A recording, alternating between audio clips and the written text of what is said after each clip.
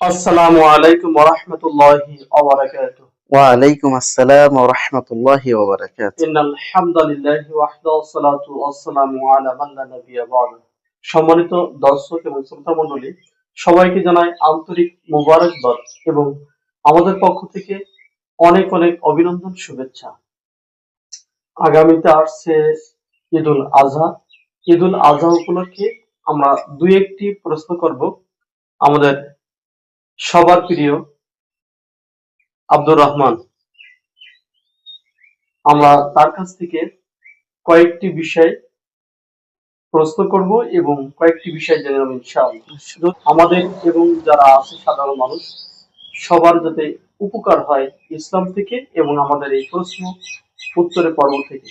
আসুন আমরা জেনে নেই ঈদুল আজহা বিষয়ে। তার আগে আমরা আমাদের আব্দুর রহমান কেমন আছে একটু জিজ্ঞাসা করেছি যে আব্দুর রহমান কেমন আছো? আলহামদুলিল্লাহ, আল্লাহ কেমন আমরা আছেন? আলহামদুলিল্লাহ আলহামদুলিল্লাহ আলহামদুলিল্লাহ। আমরা কয়েকটি জিজ্ঞাসা করব যাতে আমরা সহজে উত্তরগুলো পাই এবং আমাদের ইনশাআল্লাহ, শ্রোতা বন্ধুরা যারা আছে, দর্শক বন্ধুরা যারা আছে, সবাই যেন উপকৃত হয়। ইনশাআল্লাহ।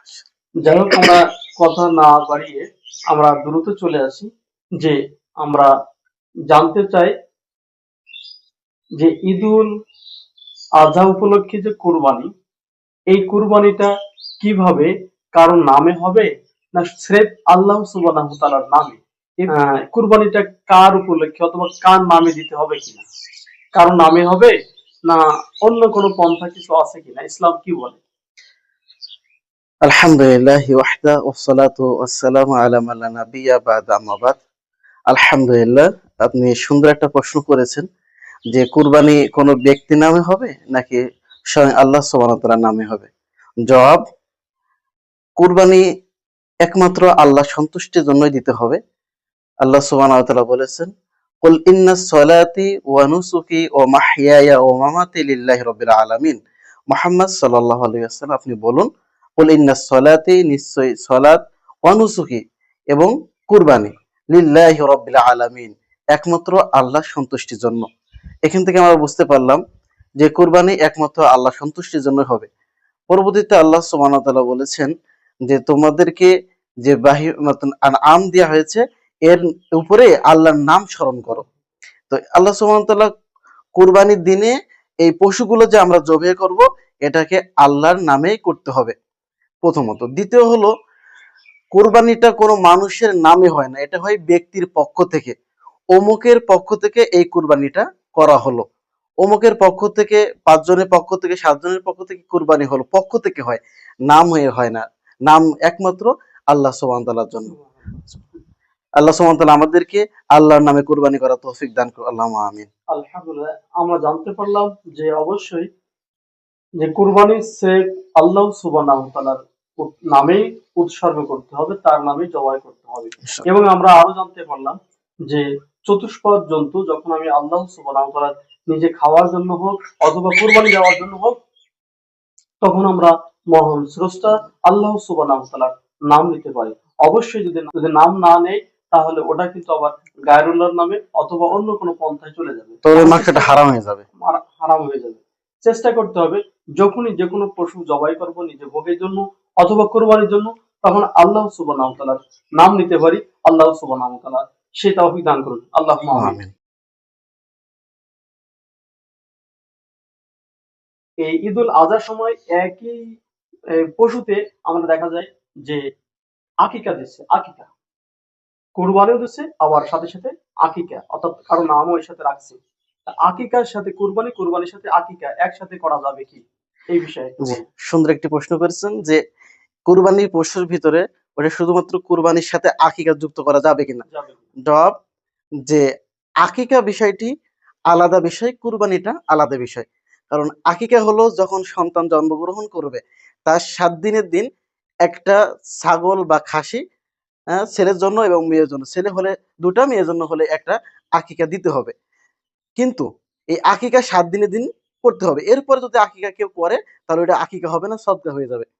এখন প্রশ্ন হলো, আমার সন্তান হয়েছে ঈদের ৭ দিন আগে, ঈদের দিন আমার আকিকার দিন হলো। এখন আমি কি এই পশুর সাথে কুরবানির সাথে আকিকা করতে পারবো কিনা? জি, কুরবানি আকিকা যদি আপনি খাসি ছাড়া গরুতে অংশগ্রহণ করতে চান তাহলে কিন্তু আকিকা আপনার হবে না। তাহলে এখানে আমরা বুঝতে পারলাম যে আকিকার পশু আলাদা। আলাদা। যেমন সে গরু বা অন্যান্য বড় পশু সেগুলো হলো কুরবানির জন্য কুরবানির নির্দিষ্ট জন্য। করা যায়। হ্যাঁ, আর আকিকার পশু হলো ছোট। ছোট। সেটা ছাগল অথবা খাসি হতে খাসি পারে, অথবা দুম্বা অথবা দুম্বা হতে মুরগি। পারে। হ্যাঁ। দুম্বা, ভেড়া, ভেড়ি হুম। এগুলা। হুম। এখন যদি কেউ এই খাসিতে আকিকা অংশগ্রহণ করে কিন্তু হবে না। কারণ একটা খাসি একমাত্র আল্লাহর জন্য অংশ। আল্লাহর জন্য। এখানে ভাগ নাই। দ্বিতীয়ত আমরা ওই যে উটে এবং গরুতে যখন ভাগা কুরবানি করতে যাই তখন অনেকে ৭ জনের জায়গায় ৫ জন বা ৬ জন ভাগী হয়, আরেকজন মানে লোক আকিকা আকিকা করে। অংশগ্রহণ করে। কিন্তু এখানে মনে রাখতে হবে গরুতে কিন্তু আকিকা হয় না। এখন যদি কেউ কুরবানির সাথে আকিকার জন্য গরু অংশগ্রহণ করে তাহলে তার আকিকাও হলো না, কুরবানিটাও হলো না। কাজেই গরুর সাথে কুরবানির আকিকা এবং কুরবানি একসাথে যুক্ত করা যাবে না। এটা সম্পূর্ণ আলাদা বিষয়। আলাদা বিষয়। যেহেতু আমরা জানতে পারলাম যে কুরবানি এবং আকিকা ২ টাই ইবাদত এবং ২ টার অংশবিশেষ সময় এবং কাল নির্ধারণ আছে। জি, আবার এখানে আরো একটু জানতে পারলাম যে কুরবানি হয় বছরে আর ১২ মাস কাল চলে আকিকা আকিকা। অর্থাৎ সন্তানের জন্মের সাথে এটা সম্পৃক্ত। সম্পৃক্ত। এটা আরেকটি ইবাদত। আর ঈদুল আযহা কুরবানি এটা বাৎসরিক ইবাদত। তো আমরা এখানে আরেকটি জানতে পারলাম যে কুরবানির পশু হয় বড়, ছোট, বড় সব ৪ ধরনের যেটা মুহাম্মদ সাল্লাল্লাহু আলাইহি ওয়াসাল্লাম বলছেন ৪ প্রকারের উভয় নর এবং নারী। আর আমরা এখানে আরো জানতে পারলাম কি যে আকিকার পশু হয় ছোট। দ্বিতীয়ত আরেকটি জানতে পারলাম যে কুরবানির সময় ওই অনেক পূর্বে দেয়নি কোনো আকিকা সেটা আমরা ঢুকে দিলাম কুরবানির বড় কুরবানির গরু মধ্যে। অর্থাৎ গরুর ভিতরে একটা অংশ। তাহলে আমি অংশের মধ্যে চলে গেলাম গরু দিয়ে, দ্বিতীয় চলে গেলাম আমার দিন তারিখ ঠিক নেই কোনো এক দিনের সাথে আমরা দিয়ে দিলাম। অথচ কুরবানির পশু আলাদা, আবার আকিকা আকিকার পশু আলাদা। কুরবানির সময় আলাদা, আকিকার সময় আলাদা। তা আমরা চেষ্টা করব যেহেতু এটা একটা বিষয় মুহাম্মদ সাল্লাল্লাহু আলাইহি ওয়াসাল্লাম একটা আকিকার গুরুত্ব দিয়েছেন যে অবশ্যই পিতামাতার দায়িত্ব ৭ দিনের ভিতরে সেজন্য তার আকিকা তার সন্তানের আল্লাহ সুবহানাহু ওয়া তাআলার কাছ থেকে মুক্ত করে নিতে পারে অর্থাৎ একটা বন্ধন সেটা যেন মুক্ত করতে পারে সেটা পিতা এবং মাতার জিহ্বা অর্থাৎ তারা এই কাজটা করবে। সর্বোচ্চ টাইম ৭ ৭ দিন। দিন। ৭ দিনের দিন দিন। এটা করবে। আর আকিকার পাশাপাশি কুরবানি। কুরবানির ভিতরে আমরা কখন করব? কুরবানি যে বাৎসরিকভাবে সেটা ইবাদত করব। সেটা বড় গরু হোক, ছোট গরু হোক, ছাগল হোক, দুম্বা, ভেড়া, ভেড়ি ইত্যাদি। আল্লাহ যে কথাগুলো আমরা শুনলাম আল্লাহ সুবহানাহু ওয়া তাআলা আমাদেরকে বাস্তব জীবনে আমল করার তৌফিক দান করুন। আমিন। বলছিলাম যে আমরা কয়েকটি প্রশ্ন করলাম সবার উপকারার্থে। সেই হিসাবে আমরা শুনবো, জানবো এবং অপরকে জানাবো। সাথে, সাথে নিজেরাই মানার চেষ্টা করব। আল্লাহ ইনশাআল্লাহ। সুবহানাহু ওয়া তাআলা আমাদেরকে সবাইকে কবুল করুন। আল্লাহুম্মা আমিন। আমিন।